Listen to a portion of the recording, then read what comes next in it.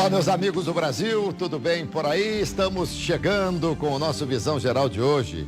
Tem gente que fala, ela tarda, mas não falta, e é verdade. Pode até tardar para alguns, mas a sexta-feira, toda semana, ela dá as caras por aqui.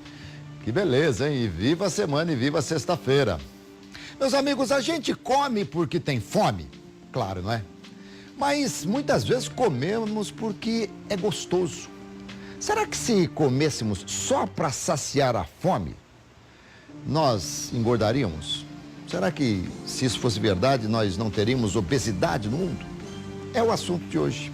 Nós vamos falar sobre obesidade com o doutor Adimar Concon Filho, cirurgião bariátrico.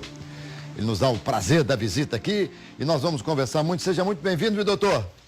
Obrigado, Roberto. Obrigado pela presença aqui. Vamos conversar um pouquinho sobre a sua especialidade. Vou falar do seu currículo aqui rapidinho, mas é verdade o que eu falei? Se a gente comer só para matar fome, a gente não engorda? A gente tem o hábito de comer muito, né? Realmente a gente come muito mais do que precisa, essa é a verdade. Pois é, e também tem o seguinte, né? Se você for comer para matar a fome, mas se você comer tudo que engorda só para matar a fome, você vai engordar também. Também. Tem que comer de tudo, mas com moderação, né? Com moderação. E tem que escolher o alimento e ter preferência para os alimentos saudáveis, né? Pois é, meu velho e querido pai dizia o seguinte, você pode comer de tudo, porém não tudo.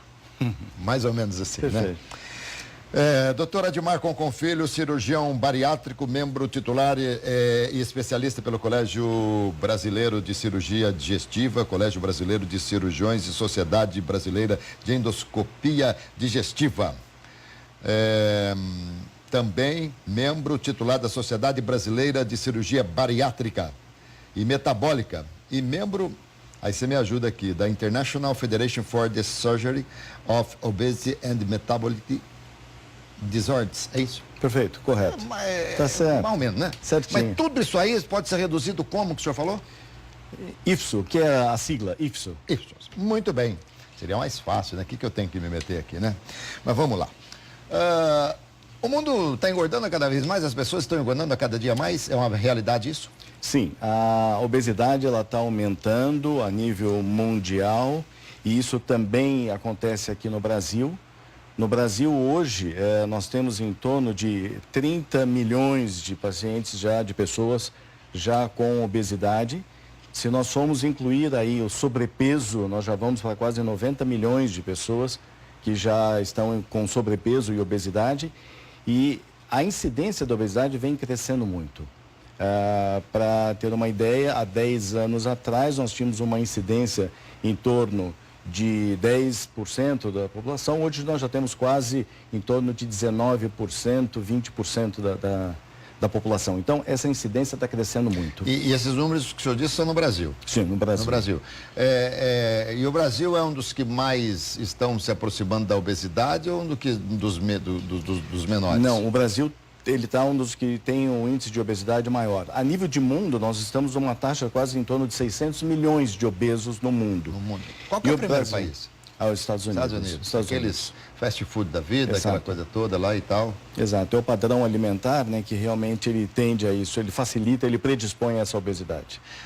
Bom, o senhor classificou aí, acho que dentro do segmento médico, vocês avaliam o que é o sobrepeso e depois a obesidade. Quando se fala em obesidade, já se chegou, já se coloca a mórbida do lado, a obesidade mórbida, ou isso aí é um passo ainda mais adiante? É um passo mais adiante. Nós temos, para classificar a obesidade, uma forma mais simples é usar o índice de massa corpórea, que é o IMC. Esse índice de massa corpórea, ele é calculado com o peso e a altura do indivíduo, porque nós temos que saber se o peso está muito para a altura daquela pessoa. O que a gente fala é o seguinte, você pode ter uma pessoa com 100 quilos, mas ela tem 2 metros de altura, 100 quilos para ela é normal. Perfeito. E uma outra pessoa com 100 quilos e 1,5 metro de altura, 100 quilos é mais Mas então coisa. vamos fazer a formulazinha para as pessoas entenderem. Vamos lá. Então, como é que faz? O peso dividido pela altura elevado ao quadrado. Dividido pela altura elevado ao quadrado. Elevado ao quadrado. Isso, 2 vezes. Altura vezes altura. Sim. Então vamos imaginar, peso, a pessoa pesa aí 90 quilos, altura 1,60 m. Então a gente pega aqui, peso dividido pela altura. Isso, põe 1,60 m vezes 1,60 m. Vezes 1,60 m. Isso.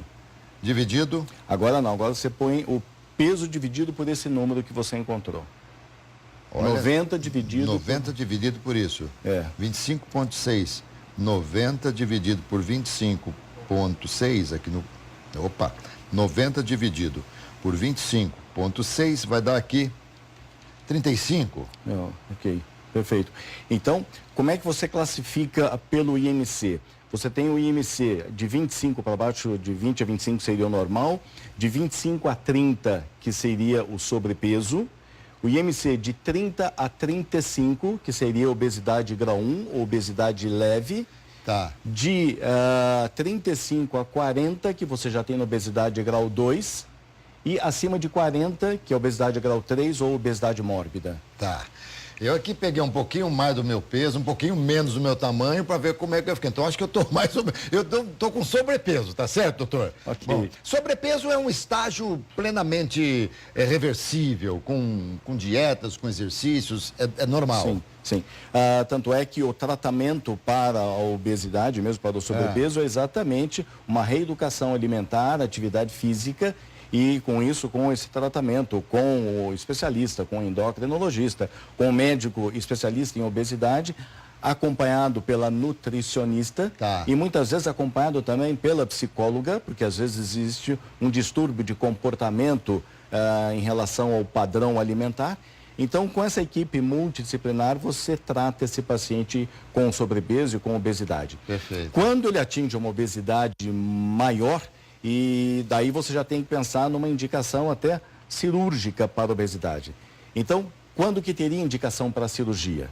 Hoje, e já há muitos anos, existe um protocolo internacional que fala que você tem indicação para a cirurgia da obesidade ou cirurgia bariátrica, aquele paciente que tem uma obesidade por mais de 2 anos, que tentou um tratamento clínico e não deu certo, então ele já procurou um endocrinologista e já tentou o tratamento para emagrecer ou emagreceu e depois voltou a engordar, e que o índice de massa corpórea, o IMC, seja de 40 para cima. 40 para cima. Ou... Para ter indicação. Exato, para ter indicação cirúrgica. Ou o IMC de 35 até 40, mas já tenha doenças provocadas ou agravadas pela obesidade. Pela obesidade, entendi. Então daí nós temos a hipertensão arterial, a apneia do sono, que é aquele paciente que ronca e para, o diabetes tipo 2, que é uma das mais graves, uma das mais importantes, alterações do colesterol e triglicérides, que a gente chama depois de síndrome metabólica, problemas ortopédicos, problemas de coluna, problemas de articulações, de artralgias. Agora, doutor, e o que o senhor fala, por exemplo, em relação a esses níveis de gordura, de obesidade e tal, tudo isso vale para o homem e para a mulher ou há diferenciação? Não, é o mesmo. A tabela é o mesmo para o homem e para a mulher.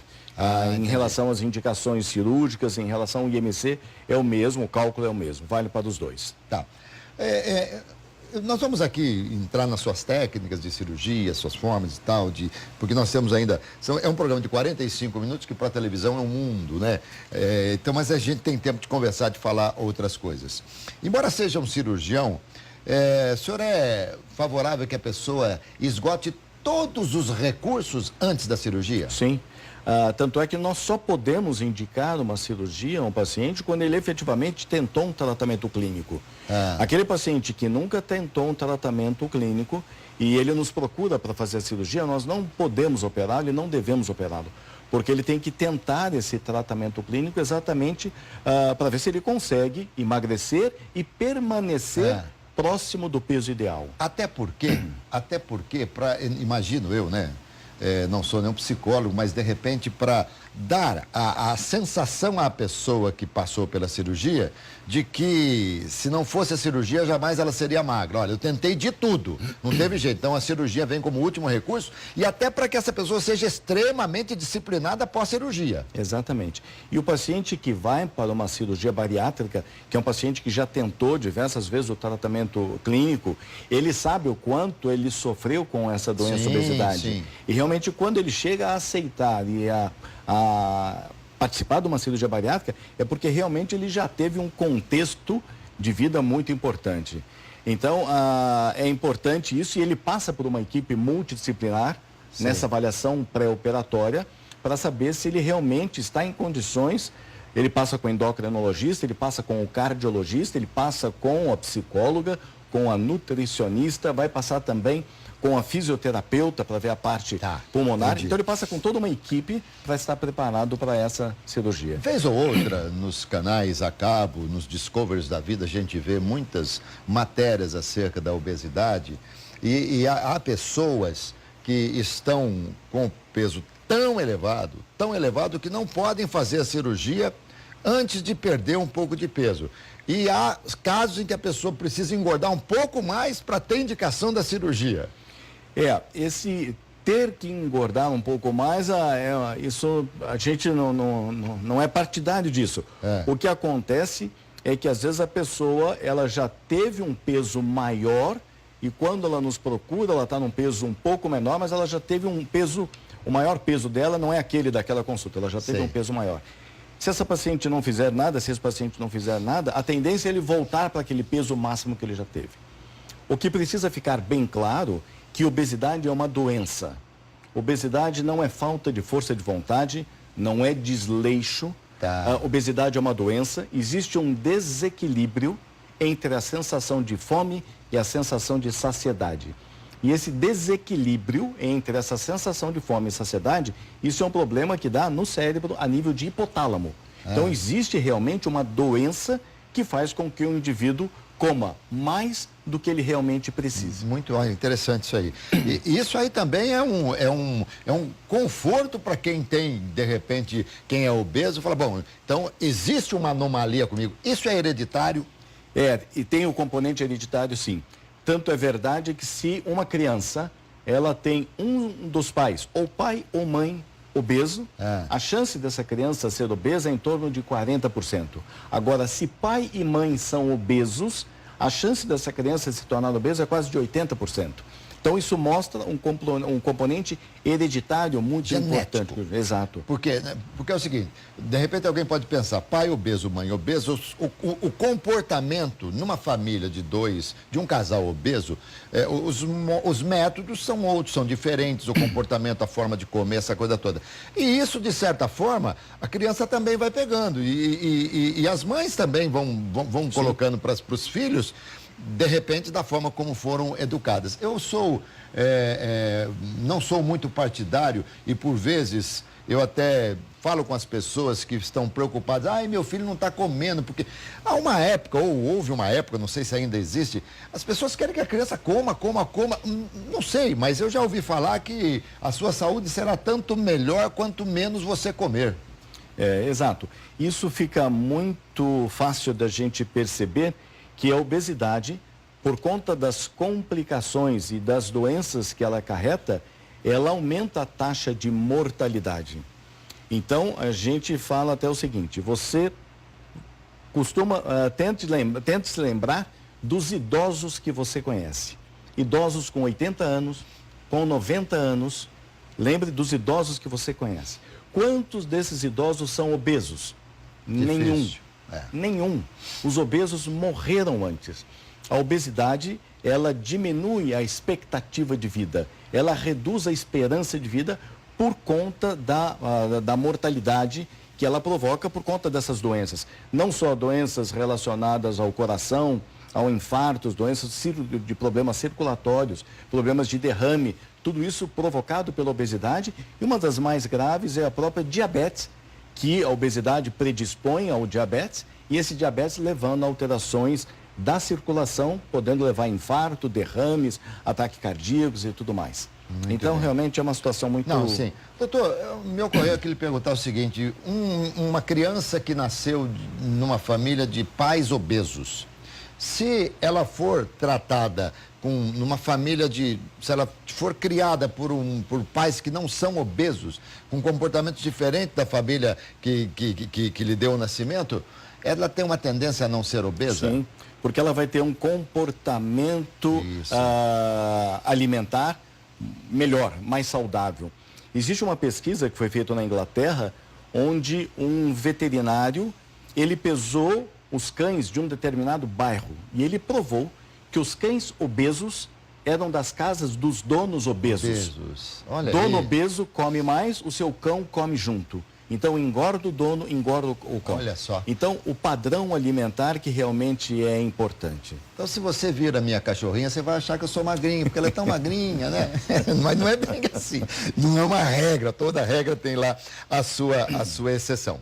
Bom, vamos começar a entrar então agora na parte das cirurgias e todas essas coisas que são aí da sua especialidade. Quando a pessoa marca a cirurgia, quando o médico marca a cirurgia, está tudo pronto, ela precisa ter um acompanhamento psicológico? Precisa, não só antes da cirurgia, como no pós-operatório também.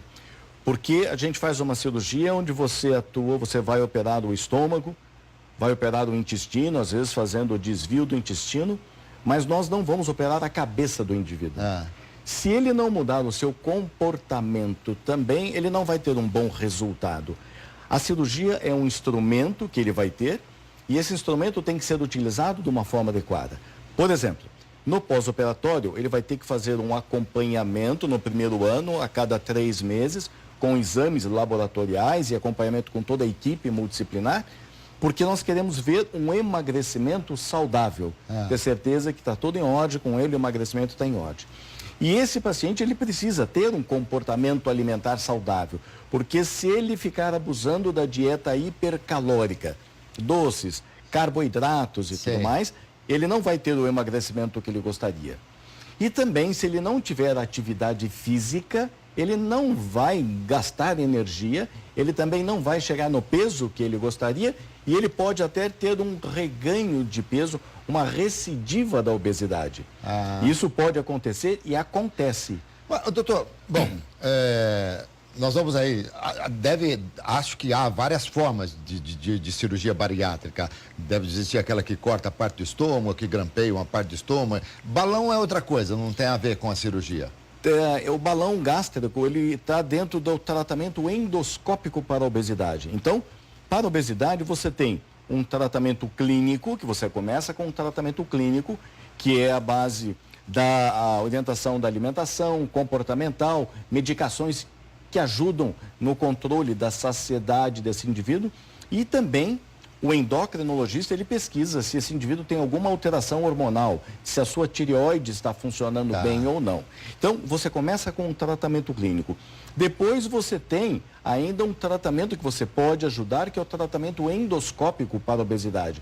Por endoscopia, hoje você tem 2 alternativas. Você pode usar o balão gástrico, que você vai colocar um balão dentro do estômago, ocupando o espaço. Esse balão vai ficar em torno de 6 meses dentro do estômago e ele causa uma sensação de saciedade precoce, a pessoa come menos. E existe uma outra alternativa de tratamento endoscópico ainda para a obesidade, que é a endossutura gástrica, também chamada de gastroplastia endoscópica. Por endoscopia, a gente consegue fazer uma costura, uma sutura por dentro do estômago, sem nenhuma incisão, sem nenhum corte, que você provoca um pregueamento do estômago, diminuindo o tamanho do estômago em torno de 50% a 60% do tamanho original, e ele também tem uma saciedade nisso. Vamos falar especificamente de cada caso daqui a pouquinho na sequência, tá bom? Dá licença um pouquinho, doutor Concon. Não? Concon Filho. Diferente Admar, né?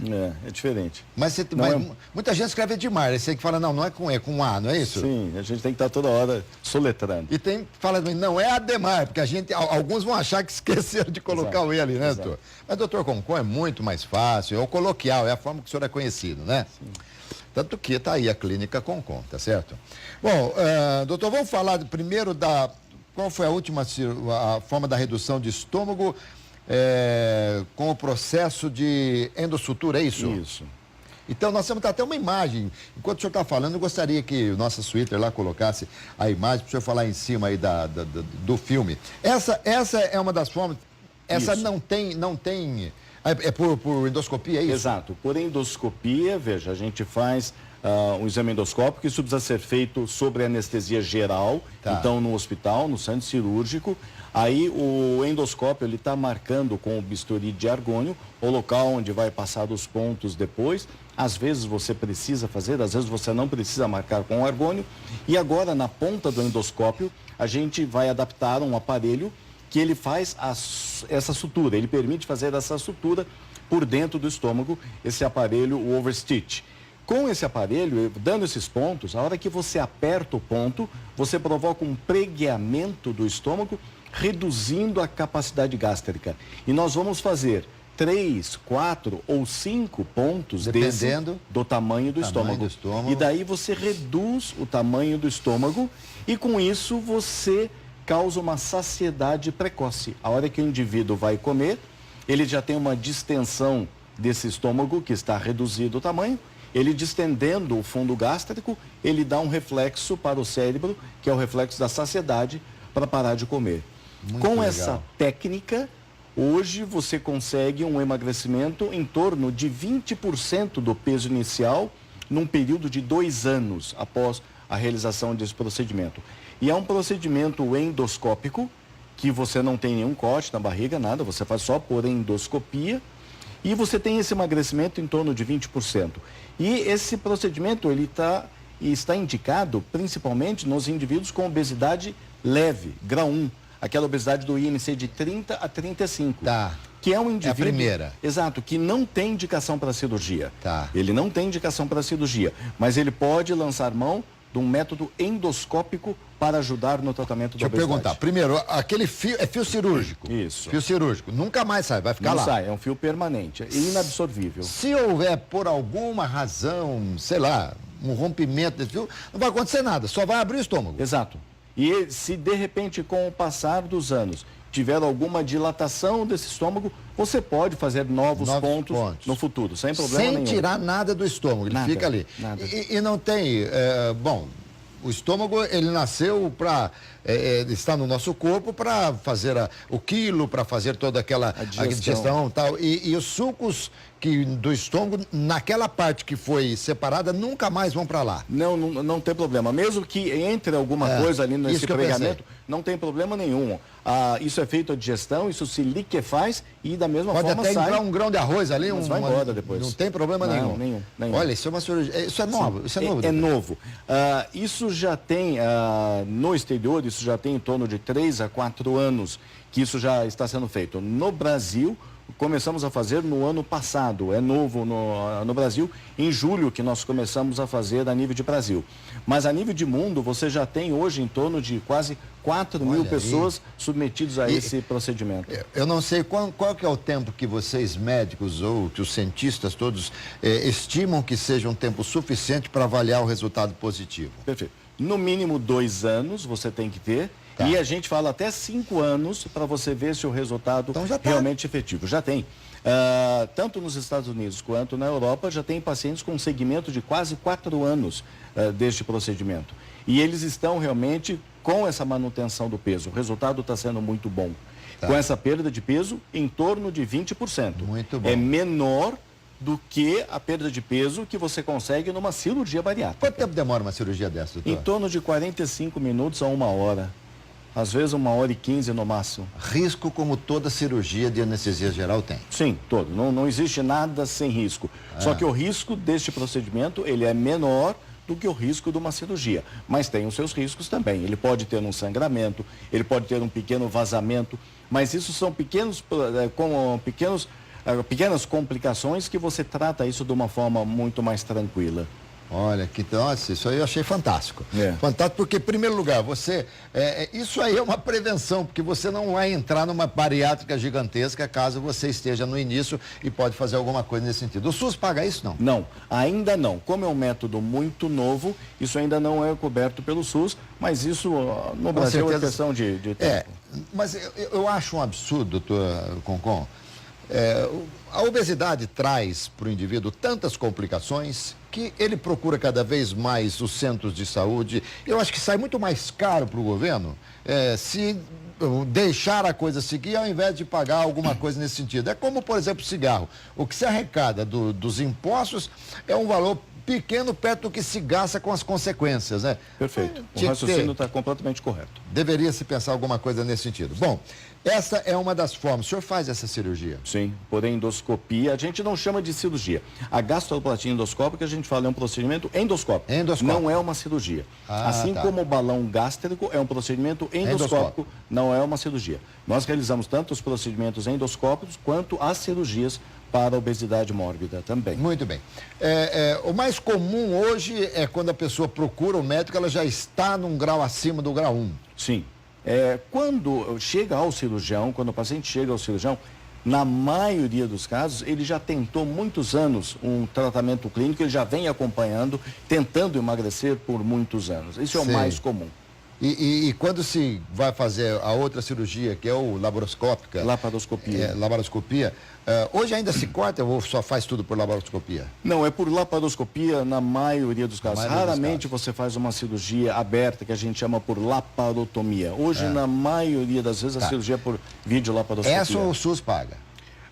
Eles pagam a cirurgia aberta. Em alguns serviços já está começando a pagar por via... Eles pagam justamente o que não se faz mais. Não, ele está mudando. O problema é que realmente o custo é maior por conta dos grampeadores que a gente usa na cirurgia por videolaparoscopia.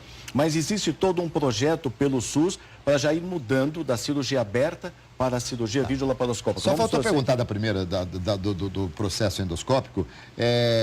Isso é feito em hospital, pode ser feito na clínica e qual tempo de recuperação? O balão gástrico você até pode fazer na clínica, que tenha todo um suporte próprio para uma endoscopia. Uma clínica que está preparada para fazer a endoscopia, ela tem que estar preparada para qualquer intercorrência que pode ter. Então, para colocar o balão gástrico, você até pode fazer num paciente, numa clínica. A gente só deixa para colocar o balão gástrico a nível hospitalar quando é um paciente super obeso. Aquele paciente que tem o índice de massa corpórea acima de 50, que daí o risco cirúrgico, o risco endoscópico, o risco anestésico é maior. Agora, já a gastroplastia endoscópica, aquela que faz a costura por dentro, essa tem que ser feita no centro cirúrgico, no hospital, sobre anestesia geral. Não pode ser feito só com uma sedação, como a gente faz no balão gástrico, uma sedação anestésica. Qual é o nome da cirurgia que corta a parte do estômago e tira fora? Ok. Quando você vai fazer a cirurgia bariátrica, então daí lembra, você tem indicações para aquele paciente com IMC de 40 para cima, ou IMC de 35 a 40 com comorbidades, com doenças. Perfeito. Daí você indica uma cirurgia. Esse paciente vai fazer a cirurgia por videolaparoscopia, que são os furinhos. E hoje as duas técnicas que mais são realizadas, cirurgicamente falando, a gastrectomia vertical, ou sleeve gastrectomia, que você tira um pedaço do estômago, todo um pedaço longo do estômago, e tira fora. Então você vai encurtar, deixar o estômago tubular, como uma manga. É a chamada gastrectomia vertical. E a outra cirurgia que existe é chamada bypass, ou gastroplastia em Y de Roux. Nessa outra cirurgia, você reduz o tamanho do estômago para um estômago pequenininho, em torno de 30 ml, e você emenda o intestino delgado nesse estômago pequenininho. E daí você faz um desvio do intestino. Então, você tem um estômago pequeno e mais um desvio do intestino, por isso que chama o bypass gástrico. Então, são as duas cirurgias mais realizadas hoje para a obesidade. A gastrectomia vertical, o sleeve, que tira o estômago fora, um pedaço do estômago, e não tem desvio do intestino. E o bypass gástrico, que você reduz o tamanho do estômago, mas não tira nada. O estômago grandão fica ali do lado. E faz um desvio do intestino delgado, o bypass. Mesmo que se tire boa parte do estômago, pode-se imaginar que ficam o quê? Uns 20% do estômago? Em torno de 30% a 40% do estômago. 40%. Exato. Mesmo que se tire tudo e fique esse estômago tubular, esse estômago, se não houver um cuidado na sequência, ele pode inflar, ele pode crescer novamente. Ele pode dilatar, ele pode aumentar o tamanho nas duas situações. Você pode, principalmente o paciente que exagera na alimentação, que come muito, ele pode, com o passar dos anos, ter uma dilatação desse estômago, tanto na gastrectomia vertical quanto no bypass. Você pode ter essa dilatação. E nas duas situações, se o paciente não tiver uma vida saudável ou se ele abusar dos doces, dos carboidratos, das massas, se ele abusar, também abusou da cerveja em exagero, ele não está proibido de tomar uma cervejinha, uma taça de vinho, ele não.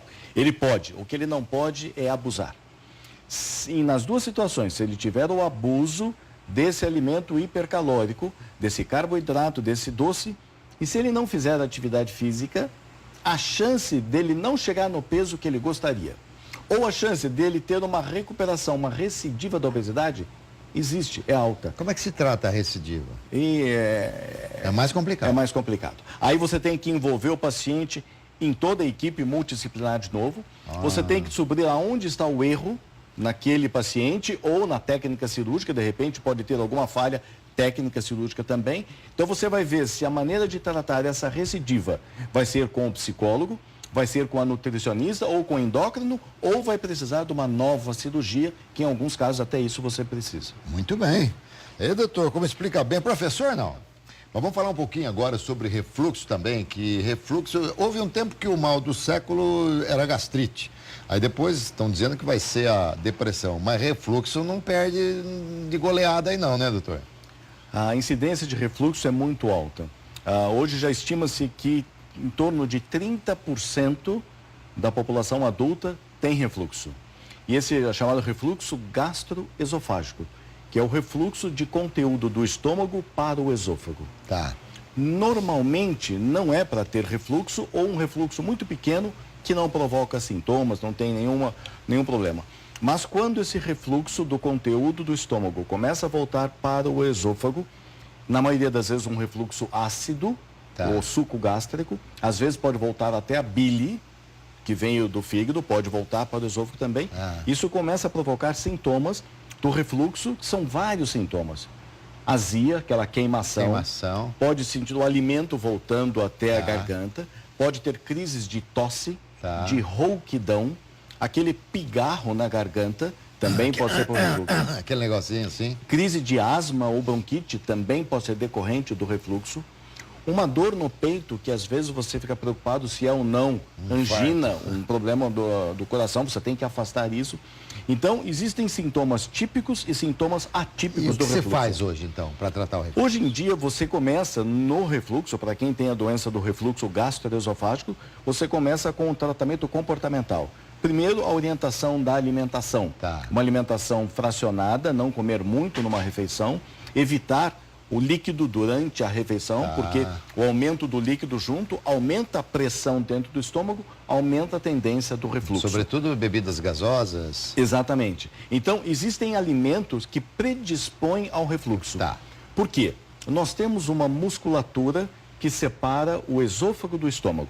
Essa musculatura, muitas vezes, impede o refluxo do estômago para o esôfago. É chamado esfíncter. É uma musculatura, o esfíncter inferior do esôfago. Quando esse esfíncter ele está relaxado, ele está hipotônico, ele não funciona bem, você tem o refluxo. E alguns alimentos, eles provocam esse relaxamento do esfíncter, tipo o chocolate, o café, a hortelã. Então, isso provoca esse relaxamento, então são alimentos que aumentam a chance de ter o refluxo. E tem cirurgia, não? Tem. Quando você, além do tratamento comportamental, que é a orientação da dieta, a redução do peso é muito importante, porque a obesidade também provoca o refluxo. Imagine a barriga do obeso, ela comprime o estômago e volta o ácido para o esôfago. Vendo imagens do... Aí o que é feito? Isso aí é um outro tratamento que é o tratamento para o refluxo, mas é um tratamento à base de radiofrequência, é um tratamento endoscópico, que é um procedimento novo que está sendo feito, que é para tratar o refluxo. Mas antes de chegar até na radiofrequência, nós temos então esse tratamento comportamental e daí você tem as medicações que você usa para evitar o refluxo. Perfeito. Acontece que tem uma porcentagem de pacientes, em torno de 30% dos pacientes, eles não melhoram com o tratamento clínico, com a dieta e a medicação. Esses 30% que não melhoram, alguns até chegam numa cirurgia. E agora você tem uma alternativa intermediária entre o tratamento clínico e a cirurgia, que é isso que nós estamos vendo no vídeo, que é o tratamento por radiofrequência.